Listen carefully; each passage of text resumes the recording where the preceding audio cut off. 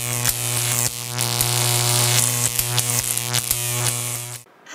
Assalamualaikum warahmatullahi wabarakatuh. Selamat sore Sobat BTP Jakarta. Bagaimana kabarnya hari ini?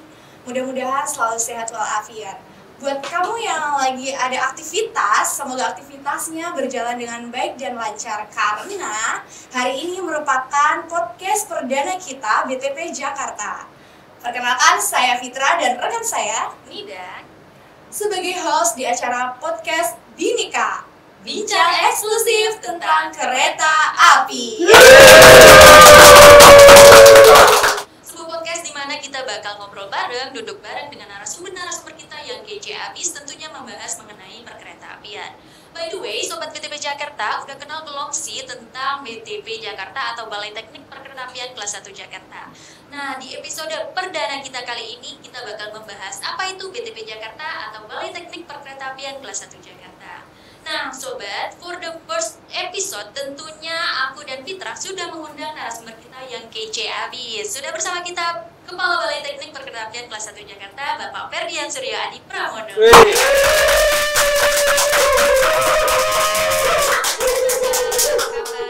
Selamat sore, alhamdulillah baik. Sehat ya, Pak? Sekalian sehat, alhamdulillah. Masih bekerja ya Pak di jam segini? Masih bekerja. Luar biasa. Sebagai pegawai negeri sipil kan harus siap bekerja untuk melayani masyarakat. Betul sekali, walaupun sudah di luar jam kerja nih ya Tetap Pak. harus semangat bekerja nih ya Betul. Pak ya.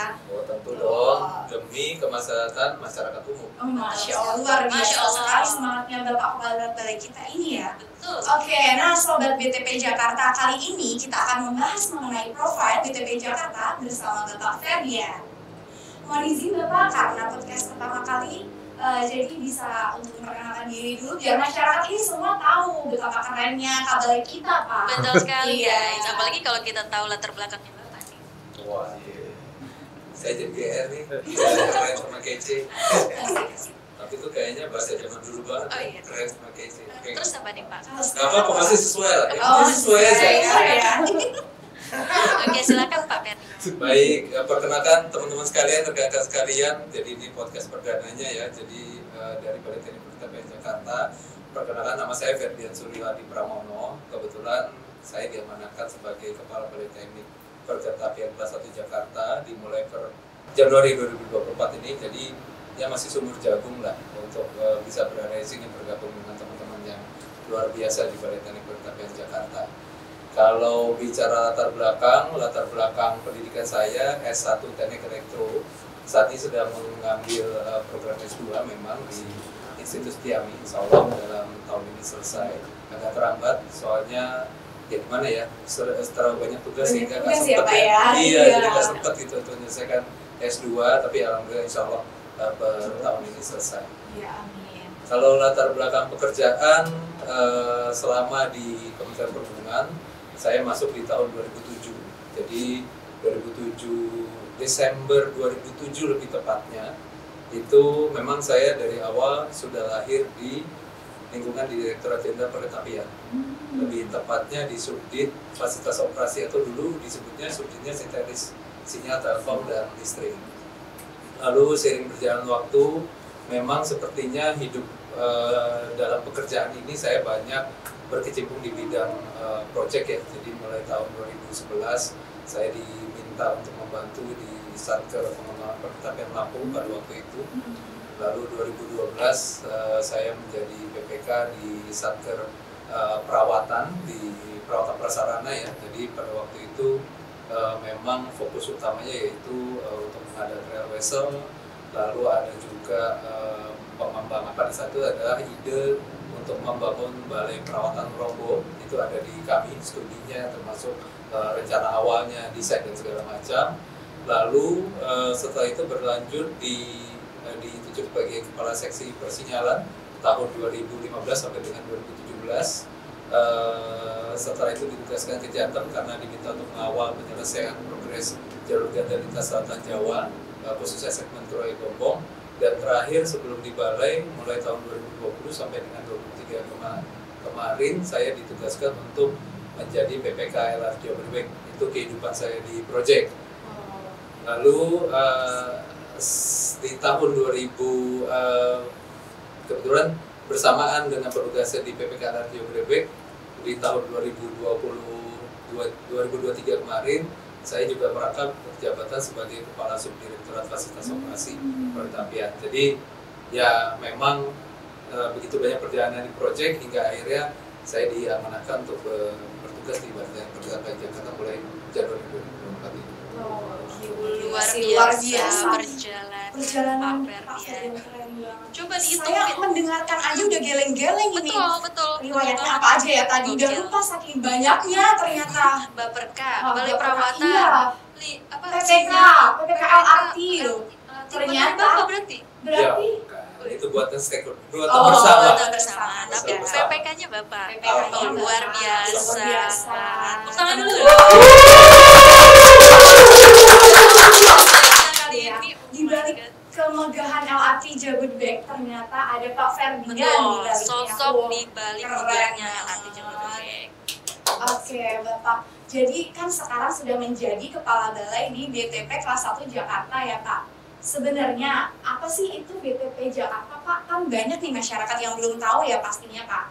Nah, itu apa itu BTP Jakarta, Pak? Ya, kalau kita mungkin penjelasannya kita dari bahasa baku dulu ya, berdasarkan dari Peraturan Menteri Perhubungan. Kalau berdasarkan Peraturan Menteri Perhubungan, Balai Teknik Kereta Apian kelas 1 Jakarta itu sebenarnya merupakan unit pelaksana teknis di lingkungan Kementerian Perhubungan yang berada di bawah dan bertanggung jawab langsung pada Direktur Jenderal Kereta Apian. Nah, khusus BTP Jakarta sendiri, karena kan Balai Teknik kan banyak ya, Mbak Nida maupun Mbak Fitra ya, tapi Balai Teknik Kereta Apian Jakarta sendiri itu memang berada di, kebetulan berkantor di Jakarta dengan wilayahnya itu terbentang dan ada batasannya di, kalau misalkan berdasarkan dari jalur kereta api, batasan wilayahnya ada di Cikampek, Bogor, dan yang paling jauh adalah di wilayah Banten, yaitu di Merak, dan ada jalur yang saat ini masih tidak aktif yaitu menuju ke arah Labuan Anyar. Jadi Jakarta Banten nih wilayahnya besar sekali sebenarnya wilayah kita.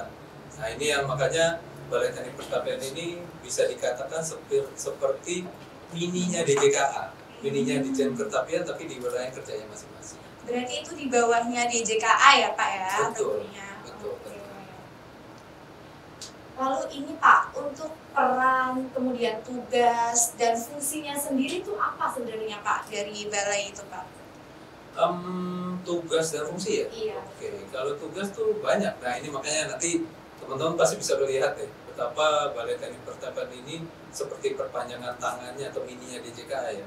Jadi kami itu memulai pelaksanaan tugasnya mulai dari melaksanakan peningkatan, pengembangan, pengelolaan, pemeliharaan, pemanfaatan prasarana kereta apian, dan pengawasan penyelenggaraan sarana dan keselamatan perkereta apian. Coba bayangin, mulai dari program peningkatannya, program pengembangannya, program pemeliharaannya, pemanfaatannya, lalu program pengawasan penyelenggaraan, baik prasarana, sarana, dan keselamatan perkereta apian termasuk lalu lintas. Nah yang lebih menarik lagi karena nanti kalau melihat dari struktur organisasi, langsung bisa terbayang tuh betapa struktur organisasinya Balai Teknik itu ya betul-betul seperti mininya di JKA. Padahal dengan cukup cakupan wilayah yang cukup luas. Dengan luas cakupannya balai itu tuh rata-rata gimana ya sebutnya? Ya benar DJKA-nya BTP Jakarta tuh sebenarnya DJKA gitu ya Pak. Betul. Kalau DJKA udah pasti ya tidak ya DJKA. Tapi betapa Balai Teknik Kereta Apian itu memang fungsinya itu seperti perpanjangan tangannya DJKA di daerahnya masing-masing. Ternyata sebenarnya itu tugasnya balai itu nggak hanya membangun saja ya Pak. Ternyata lebih dari itu, lebih banyak banget ternyata tugas-tugasnya. Oke Bapak, terima kasih atas penjelasannya. Nah Sobat BTP Jakarta, serukan pembahasan kita kali ini. Tapi masih ada pembahasan yang seru lainnya. Dan pastinya harus stay tune di Bineka, bincang eksklusif tentang kereta api.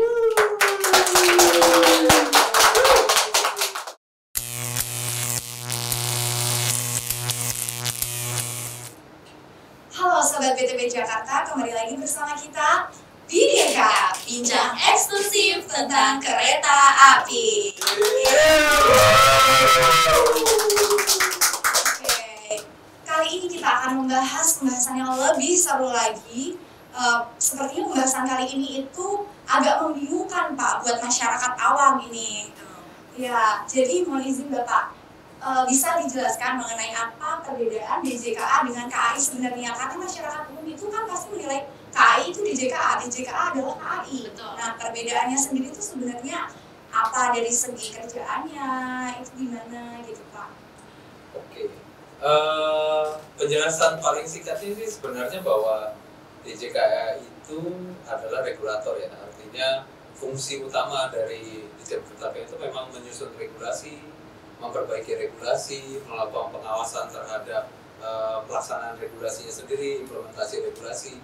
Sedangkan kalau KAI itu memang lebih ke arah operator, atau kita sebenarnya lagi yang sekarang kerennya bahasanya bukan operator ya, bahasanya adalah Badan Usaha Penyelenggara. Nah, KAI itu sudah mendapatkan penugasan sebenarnya sebagai badan usaha penyelenggara, baik prasarana maupun sarana. Tapi memang ada pembatasan di mana PT KAI itu diperbolehkan atau misalnya ditugaskan untuk melakukan perawatan, pengoperasian, dan pengusahaan. Tapi memang untuk terkait dengan pembangunan itu masih merupakan ranah dari Ditjen Pertanian Kementerian Perhubungan. Kenapa? Karena kalau sesuai dengan Undang-Undang 23 tahun 2007 itu jelas bahwa memang untuk pembangunan itu selama itu untuk kepentingan masyarakat umum maka itu harus dilakukan oleh pemerintah, bisa pemerintah daerah, bisa oleh pemerintah pusat. Nah, dalam pelaksanaannya memang ada contoh-contoh misalkan seperti katakanlah KCC gitu ya, di mana itu juga merupakan badan usaha penyelenggara, mereka berinvestasi. Memang pada pelaksanaannya dalam seiring perjalanan maka pemerintah membuka peluang untuk pihak-pihak swasta atau pihak orang-orang yang ingin melakukan investasi gitu ya di bidang penyelenggaraan prasarana dengan skema yang saat ini sedang digalakkan oleh Ditjen Pertanian, yaitu skema KPBU kerjasama pemerintah dengan badan usaha. So ini dua ini yang berbeda ya. Jadi kalau misalkan rekan-rekan sekalian mau menanyakan terkait dengan regulasi peraturannya gimana sih Pak, kebijakan gimana sih Pak, yang mau dibangun yang mana sih Pak, maka tanyalah ke Ditjen Pertanian. Tapi kalau sudah kita bicara terkait dengan operasinya bagaimana sih Pak, pelaksanaan sudah apa ya, atau kebijakan-kebijakan atau hal-hal terkait dengan operasi-operasi pengoperasian sehari-hari, maka boleh ditanyakan kepada PT Kereta Api Indonesia. Misalnya contoh, katakanlah PT Kereta Api, contoh misalkan kalau bertanya soal Pak ini kok keretanya terlambat, nah walaupun Ditjen Kereta Api juga punya informasi tersebut, tapi kalau misalnya mau mendapatkan jawaban yang langsung direct itu memang kepada PT KAI, karena PT KAI yang melakukan operasi sehari-hari. Kalau secara singkat gitu sih penjelasannya, Mitra. Oh iya baik Pak. Tapi sebenarnya kalau untuk PT KAI misalkan nih Pak mau bangun stasiun gitu, apakah sebenarnya diperbolehkan Pak kalau kayak gitu? Dalam hal tertentu apabila misalkan itu masih masuk ke dalam ranahnya untuk peningkatan stasiun untuk untuk masyarakat, katakanlah untuk membuat supaya stasiun itu bisa menjadi lebih nyaman, untuk aksesibilitas antar modanya, katakanlah seperti itu diperbolehkan, tapi memang harus ada izin.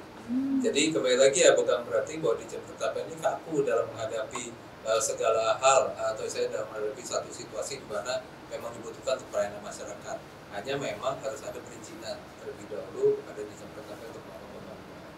Contoh misalkan, kita kan sama-sama tahu ya, kita udah lihat seperti Tanah Abang, stasiun-stasiun khususnya yang di komuter itu yang dibangun, ada yang dikembangkan oleh DJKA, ada yang dikembangkan oleh KAI, area depannya biasanya KAI memperbagus dengan cara ya sekarang ini kan udah indah ya. Kalau dulu kita naik komuter kayaknya semerawut, kalau sekarang sudah mulai lebih rapi, lebih teratur ya. Itu sebenarnya hal-hal yang sebenarnya merupakan fleksibilitas dari pemerintah dalam hal ini untuk mengizinkan rekan-rekan dari swasta maupun dari BUMN operator untuk bisa turut serta dalam membangun kereta api. Berarti itu sebenarnya DJKA dan KAI kan berbeda ya Pak, tapi berkolaborasi ya Pak ya itu berarti. Yes, betul. Seperti itu. Padahal masyarakat kan mengira bahwa kayak gini yang membangun KAI gitu. Ternyata memang benar itu kolaborasi ya Pak ya. Betul. Nah, mungkin perbedaannya kalau sudah bicaranya adalah jalur utama gitu ya, atau misalkan menjadikan double track atau membangun area baru, itu memang saat ini masih ranahnya merupakan ranah dari Ditjen Pertanian. Jadi KAI itu bisa banget ngebangun stasiun gitu ya Pak, tapi untuk prasarananya seperti relnya itu masih di Jakarta. Sementara waktu sih begitu ya, jadi stasiun Nah, contoh nih misalkan, ini bagus nih pertanyaan Nida nih sebenarnya nih. Contoh nih misalkan ada di stasiun baru tuh ya, di New Tiga Raksa. Kemarin terasa kita baru ke sana kan. Iya. Nah, New Tiga Raksa itu kan merupakan kerjasamanya antara KAI dengan, kalau saya nggak salah, dengan pengembang sekitar. Nah, di mana memang di daerah tersebut ada permintaan dari masyarakat daerah, termasuk dari pengembang ini sedang membangun satu komplek perumahan, di mana ini merupakan konsep pengembangan wilayah dengan berdasarkan transit oriented development. Nah, itu diperbolehkan, tapi memang harus minta izin dulu kan di Jepang. Jadi boleh membangun asalkan izin gitu ya. Betul Baik sekali. dari itu PT KAI, BUMN lainnya ataupun swasta. Gitu. Betul sekali.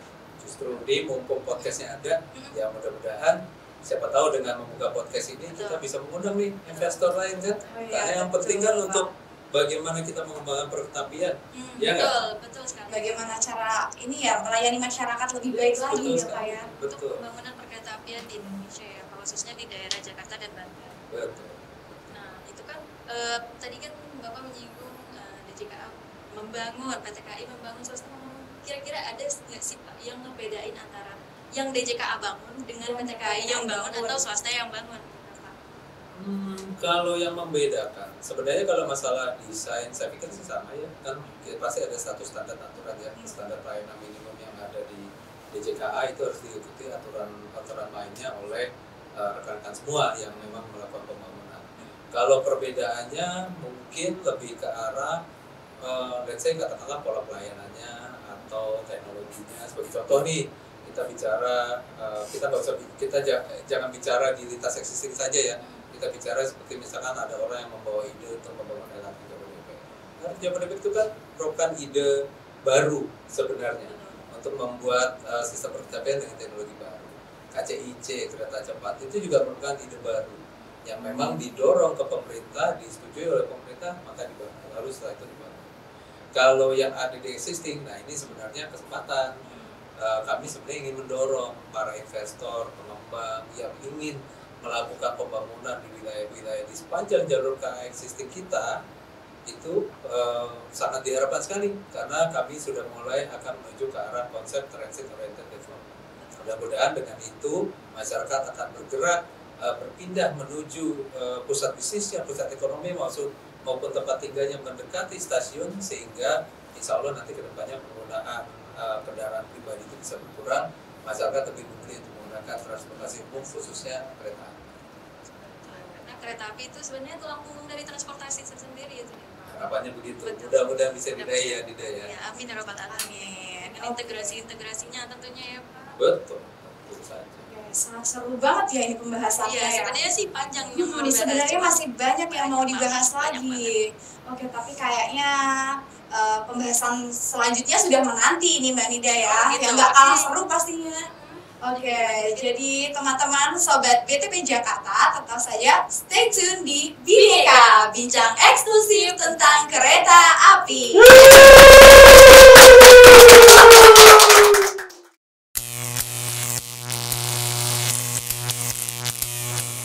Baik, halo sobat BTP Jakarta, kembali lagi di Bineka, bincang eksklusif tentang kereta api.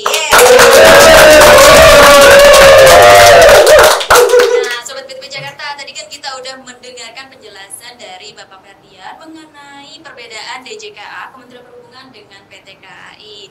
Nah, masih banyak pertanyaan-pertanyaan selanjutnya yang bakal dijawab sama Pak Ferdian. Yang pertama nih Pak, bahas fungsinya dulu ya, tugas dan fungsi BTP Jakarta. BTP Jakarta sendiri itu kan melakukan tugas dan fungsi sebagai pembangun prasarana dan prasarana perkeretaapian. Nah, apa sih yang lagi dikerjain BTP Jakarta sekarang ini? Oke, ini kita bicara dari sisi tahap pembangunan aja. Boleh, silakan, Oh. terserah Bapak. Jadi kalau misalnya bicara terkait dengan pembangunan, itu yang saat ini sering dilakukan yaitu pertama yaitu sedang dibangun stasiun Rangkas Bitung dan stasiun Tanah Abang. Yaitu dua yang lagi cukup hits lah. Kayaknya sih mudah-mudahan teman-teman sekalian sering memperhatikan nih terkait dengan progres pembangunan stasiun tersebut. Nah, kenapa itu dibangun? Karena stasiun Rangkas Bitung itu sudah dilihat bahwa demand-nya itu ternyata tinggi. Ya, jadi dari hasil survei kita bersama ternyata memang demand-nya tinggi kapasitas stasiunnya sudah tidak mencukupi, dan tujuannya nanti memang agar stasiun Rangkas Bitung ini yang merupakan hub pertemuan dari dua lintas, yaitu menuju ke arah Merak dan menuju ke arah Labuan. Kalau suatu hari nanti Rangkas Bitung ke arah Labuan jalur lintasnya sudah dioperasikan kembali, itu sudah diadakan kembali, ini akan dapat menampung kebutuhan penumpang yang ada di sana. Pergerakan penumpang betul-betul bisa semakin laik dan semakin nyaman. Lalu kalau stasiun Tanah Abang, ya sama, saya pikir ya, kalau dipikir-pikir lihat deh, stasiun Tanah Abang kalau udah setiap pagi sama sore, wah penuhnya udah kayak apa gitu, peronnya udah sempit. Nah ini tujuannya memang untuk meningkatkan kapasitas di stasiun sendiri. Dan suatu hari nanti, karena ini ada tahapan sebenarnya teman-teman sekalian. Tahapan pertama yaitu yang saat ini sudah dilakukan, lalu nanti tahapan kedua itu nanti akan ada juga kerjasama dengan rekan-rekan dari MITJ dan pemerintah Provinsi DKI Jakarta, di mana mereka akan membangun dengan skema TOD, bangun apartemen, lalu nanti akan disambung, mudah-mudahan nanti akan disambung ke Pasar Tanah Abang. Nah itu hal yang sebenarnya suatu hari nanti kalau misalnya itu sudah terjadi, yang mudah-mudahan betul-betul bisa memudahkan dari pelayanan masyarakat. Pembangunan yang lain selain dua stasiun tadi itu juga ada elektrifikasi, pembangunan atau misalnya pemasangan fasilitas elektrifikasi. Sebenarnya sih poinnya adalah kami bangun gardu, kita bangun gardu dan LAA untuk bisa menunjang kebutuhan operasi dari kereta komuter KRL ini. Kan KRL ini dalam waktu dekat kan KCI akan sedang dalam proses pengadaan ya. Nah, penambahan berapa puluh unit kereta itu tentunya untuk perlu didukung dengan adanya peningkatan kemampuan elektrifikasi dalam hal menunjang pergerakan nantinya. Dan yang lainnya itu ada Jakarta Kota Tanjung Priok, itu peningkatan untuk bisa membuat agar jalur tersebut semakin baik, dan tentunya juga mengganti beberapa perangkat yang sudah obsolet, karena itu ada sebagian besar yang dibangun di zaman Belanda dulu, jadi peralatannya zaman Belanda. Dan terakhir yang mungkin banyak ditanyakan oleh teman-teman sekalian ya, banyak ditanyakan oleh masyarakat, yaitu terkait dengan Manggarai. Kapan Manggarai akan dilanjutkan? Jadi sebenarnya prosesnya Manggarai sendiri ini saat ini sedang proses untuk internal kami ya, internal untuk bisa menyampaikan persepsi antara Dijen Kereta Apian, PT Kereta Api Indonesia dan stakeholder lain terkait dengan bagaimana pengoperasian antara kereta komuter dengan kereta jarak jauh. Kenapa ini diperlukan sebelum dilakukan pembangunan? Khawatirnya nanti kalau misalnya sudah dilakukan pembangunan tapi semua keinginan stakeholder itu belum diakomodir atau belum coba untuk dirembuk, nantinya akan terjadi ya tentunya pelayanan masyarakat ya, kembali lagi pelayanan masyarakat menjadi tidak optimal.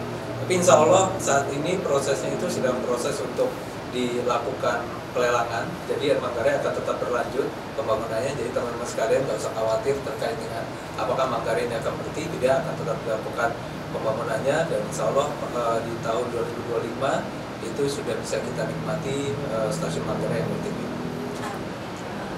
Nah itu kan, nah Pak, itu kan banyak sekali hal yang dilakukan oleh BTP Jakarta. Nah kira-kira apa sih tantangan yang dihadapi oleh Kepala Balai ini? Iya, seorang Kepala Balai, tapi dengan riwayat pekerjaan sebelumnya udah banyak banget ini pengalamannya Mbak Nida. Pasti tentunya iya masih ada tantangan tantangannya pastinya. Bagaimana ini Bapak tantangannya? Tantangannya, wah, kalau memang kalau bicara katakanlah proyek terakhir ya, proyek terakhir itu kan LRT Jabodebek ya, LRT Jabodebek itu masif lah ya, satu pencapaian bagi saya. Mungkin sepanjang karir saya memegang proyek mungkin itu yang paling besar ya, nggak tahu sampai pensiun pun mungkin itu yang paling besar. Tapi begitu menjadi kepala balai ini suatu hal yang berbeda. Karena apa? Kalau kita bicara pembangunan berarti fokusnya adalah proyek. Sedangkan kalau bicara balai berarti fokusnya adalah bagaimana manajemen. Kita kan tadi sudah disampaikan dari tugas fungsinya ya. Kita nggak cuma bicara manajemen yang ada di dalam balainya sendiri, tapi bagaimana kita bisa mengetahui kebutuhan masyarakat, dan kemudian kita implementasikan dari tugas-tugas kita selaku staf atau pegawai di Balai Teknik Kereta Apian Jakarta. Tantangannya lumayan banyak juga sih tantangannya. Contohnya nih Pak, apa nih Pak contohnya? Wah, banyak banget ya Pak. Kira-kira boleh dibuka nggak ya? Boleh dong. Boleh dong Pak. Oke, tantangan terbesarnya mungkin hampir sama seperti pertanyaan awal antara DJKA dengan rekan-rekan dari PT Kereta Api Indonesia ya. Bagaimana menjaga, memaintain hubungan sebenarnya Kita nggak cuma bicara dengan KAI, tapi juga dengan stakeholder lain, dengan operator lain, atau dengan stakeholder lain seperti pemerintah daerah, seperti katakanlah, nah kalau kita bicara, kadang-kadang kita bicara nih kereta api, kita fokusnya hanya ke kereta api saja. Padahal kereta api itu tidak akan bisa berdiri tanpa integrasi dengan antar moda yang lain. Betul ya? Betul, berarti nggak hanya sama kayak PT KAI, KCI gitu saja, ternyata sama pemerintah daerah juga diperlukan ya Pak? Tentu dong, pemerintah daerah. Sebagai contoh nih, misalkan pembangunan stasiun Tanah Abang, kita ini kerjasama dengan pemerintah daerah. Bagaimana kerjasamanya? Yaitu membagi tugas dari desain pertapian, membangun stasiunnya, membangun treknya, membangun sinyal telkom listriknya. Tapi begitu sudah lari ke pemerintah daerah, kita harus minta tolong pemerintah daerah, apa yang harus dilakukan? Pemerintah daerah tolong dong, bisa tolong nggak dilakukan pelebaran jalannya, lalu bisa tolong nggak dilakukan perubahan trayek angkutan umum misalkan untuk mencegah kemacetan atau untuk memastikan bahwa masyarakat itu betul-betul bisa dipenuhi kebutuhan antar modanya. Nah, dari sisi KAI juga diminta tolong untuk bisa melakukan pembangunan dari sisi let's say selasarnya, tamannya, peningkatan sebagian tadi kita bicarakan di awal tuh ya, supaya stasiun ini tidak cuma bagus di dalam tapi juga indah dilihat di luar. So harus ada interaksi dan integrasi kerjasama yang baik antar stakeholder yang ada, supaya apa? Supaya pembangunan pertapian ini betul-betul bisa menjadi moda. Tadi kan Lida sampaikan ya, Mbak Lida sampaikan akan menjadi tulang punggung transportasi nasional. Nah, tulang punggung transportasi nasional, kalau punggung kita nggak didukung oleh kaki yang kuat, kan nggak kuat juga ya. Gitu. Iya, betul. Jadi dalam pembangunan perkeretaapian itu semua ini harus terlibat ya Pak. Semua stakeholder harus terlibat. Iya, harus dari kompak Pemda, semua. harus kompak, harus berkolaborasi dari Pemdanya, dari operatornya, bahkan dari swasta pun juga ikut terlibat ya Pak. Betul. Ternyata banyak ini ya kerjasamanya ya. Luar biasa. Luar biasa. Jadi selain pembangunan kita harus aktif berkomunikasi, berkomunikasi, dengan para stakeholder betul. tentunya untuk pembangunan perkeretaapian supaya berjalan dengan lancar. Gitu ya. Betul sekali. Oke, pertanyaan terakhir. Ya betul. Dari tadi kan tantangan sudah, apa yang dikerjakan juga sudah, Mbak Nida udah banyak banget. Sekarang bagaimana harapannya untuk BTP Jakarta, Pak? Harapannya. Iya betul. Berarti ini harapan saya untuk kalian juga. Iya betul. Mohon didukung ya Pak. Harapannya, kalau harapan untuk teman-teman di BTP Jakarta, sorry ya, ini nanti saya bagi jadi dua hal ya. Kalau harapan untuk rekan-rekan dari BTP Jakarta, luruskan niat untuk memberikan yang terbaik untuk pelayanan masyarakat. Karena apa? Kalau misalkan kita berhasil membangun, berhasil mengembangkan, berhasil mengatur, memanajemen agar perkeretaapian di Jakarta Banten ini berjalan dengan baik, tentunya ini akan mendatangkan kebaikan untuk masyarakat umum, khususnya pengguna kereta api maupun pengguna transportasi lain yang terintegrasi dengan kereta api. Kalau harapan untuk BTP Jakarta selaku institusi, cukup menarik ya pertanyaannya ini ya. Tapi harapannya sebenarnya apa? Bahwa kita selaku Balai Teknik Perkeretaapian Jakarta selaku institusi yang memiliki kewenangan dari desain perkeretaapian bisa menjadi leader sebenarnya untuk perubahan di perkeretaapian khususnya di wilayah Jakarta Banten. Kita sama-sama tahu bahwa kalau kita sudah bicara jalur existing, konsep transit oriented development itu belum betul-betul terlaksana dengan baik. Kalau kita membangun untuk contoh misalkan LRT Jabodebek atau KCC itu agak lumayan, karena apa? Dia mulai dari nol, dia sudah bisa merencanakan segala sesuatu itu dari nol. Tapi kalau kita bicara terkait dengan kereta existing, karena memang dulu pada saat mungkin di zaman Belanda dulu belum terfikirkan itu. Yang terfikirkan adalah bagaimana menyambungkan dari satu daerah ke daerah lain. Nah, saatnya kita di Balai Teknik Perkeretaapian Jakarta, dan mudah-mudahan juga ini bisa diikuti ya niat ini oleh rekan-rekan yang berkecimpung di perkeretaapian lainnya, bahwa kita sudah harus mulai membuat konsep baru berdasarkan dari konsep transit oriented development. Kita coba untuk bisa mengajak pemerintah daerah setempat, pengusaha, pengembang untuk membangun atau mengembangkan area di sekitar wilayah kereta api, supaya apa? Agar masyarakat ini menjadi lebih mudah dalam bertransportasi dan supaya perjalanan mereka pun bisa aman, nyaman, tentram, dan tepat waktu sesuai dengan slogan perkeretaapian kita. Amin. Itu dia Fit harapan dari Bagabalai. Semoga terlaksana dan tercipta ya. Insya Allah. Amin. Oke, baik Bapak, pembicaraannya terlalu seru ya, ini nggak terasa. Seru banget Iya. dan pengen banget semuanya Iya, dibahas. sebenarnya pengen semuanya kita bahas. Oke, tapi lain kali saja ya. Oke, terima kasih banyak kepada Bapak Sama-sama. Ferdian yang sudah meluangkan waktunya. Semoga sehat selalu Bapak, Amin. selamat beraktivitas kembali. Semoga apa yang menjadi rencana pembangunan BTP Kelas 1 Jakarta di sektor perkeretaapian bisa berjalan dengan baik, lancar, dan tepat waktu. Amin. Boleh dong Pak, satu kalimat buat BTP Jakarta. Iya. Satu kalimat buat Satu BTP kalimat. Jakarta. Iya, Iya. betul. BTP Jakarta. Jaya, jaya, jaya.